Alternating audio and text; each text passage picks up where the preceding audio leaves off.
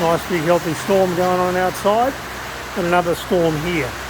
Hot pipes, all sorts of headaches apparently these NP300s are common for, but nobody listens. Just fit a catch can, ignore all the crap that people say you blow seals and you do this and that. Of course, when you do it wrong, what will it do?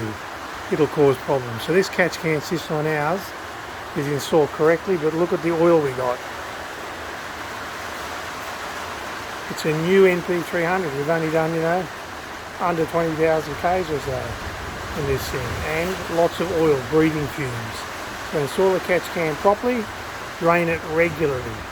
That's how much is going through these things in the air. They probably do have hot pipe problems and everything else when this much oil is going through there. So just get rid of it, put on a catch can, a proper one, and install it and maintain it correctly. To see more of these videos, keep watching our Facebook, YouTube, Instagram, Snapchat, or berrimadiesel.com, where you can find out more about looking after your diesel.